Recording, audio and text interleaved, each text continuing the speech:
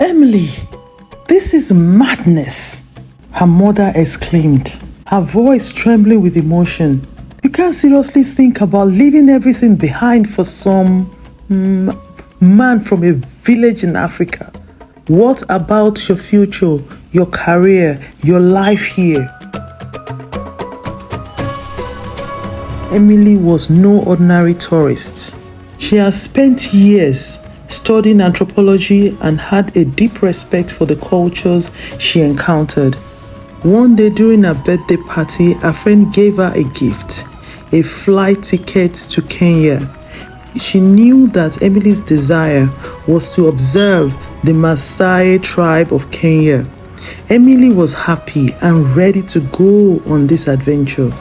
She was captivated by the beauty of the Maasai people, their colorful attire, and the grace with which they moved in harmony with the land.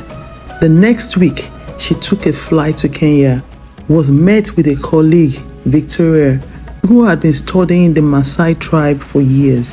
Victoria and Emily set out to visit the city of Isiolo. On their way, Emily saw two stray dogs. Being a dog lover, touched one of them, and all of a sudden, the dogs bounced on her and went for her legs. She screamed in pain. Some store owners quickly rushed to help her.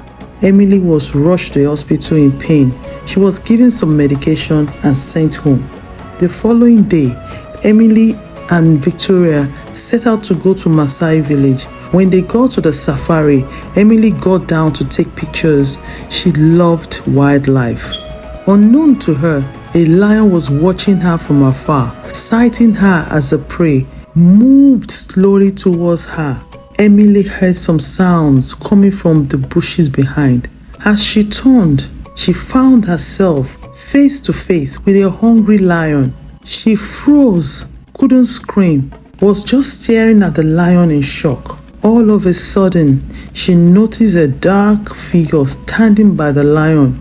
It was a Maasai man wearing a red shuka.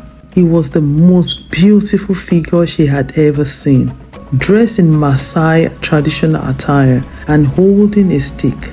The lion looked at Oloip and walked away into the bushes. Emily was relieved. She jumped on Oloip. Instantly, he pushed her away. A female, a foreigner, jumping on a Maasai man in public, that was a taboo. Emily fell down and hit her wounded leg on a rock, which caused it to start bleeding. Oloip, seeing the wounded leg, quickly tore a piece of cloth from his body, wrapped it around her leg to stop the bleeding. He called his friends and they took Emily and Victoria to the village. Oloip was a warrior of the Maasai, known for his strength, wisdom, and deep respect for his heritage. His life was one of routine, herding cattle, participating in the rights of his people, and embracing the custom passed down through generations. Oloip was intrigued by Emily's genuine interest in his culture.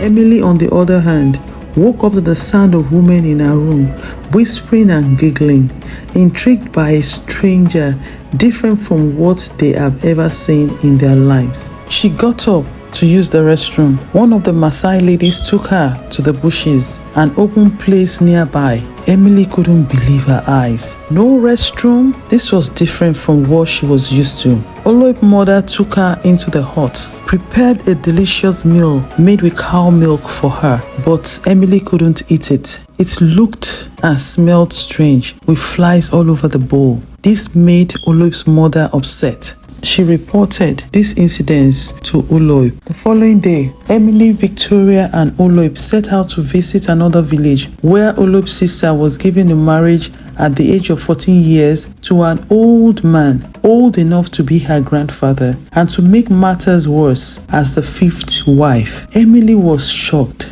and upset. She couldn't believe her eyes.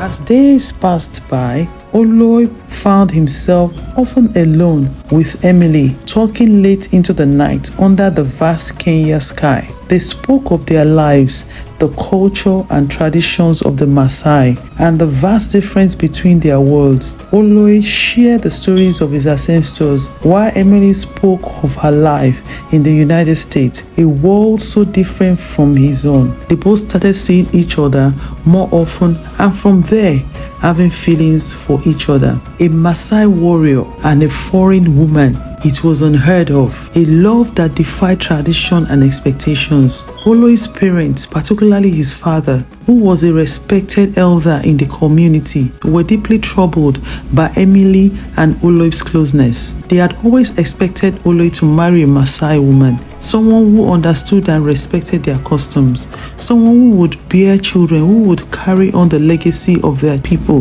The idea of their son marrying a foreigner was not only shocking, but also unexpected. Oloip, you must understand that our ways are sacred, his father said one evening, his voice heavy with concern. Our ancestors have lived by this custom for generations. To break them is to bring dishonor to our family and our people. Oloip was torn. He loved his family, his culture, his people, but he also loved Emily. He admired her curiosity, her intelligence, and the way she embraced life with an open heart. He knew that love was not just a fleeting romance, it was something deeper, something worth fighting for. But how could he recognize this with the expectation of his family and his community? Emily, on the other hand, faced her own challenges. When she returned to the United States, she found herself confronted by the harsh reality of her love for Oloip.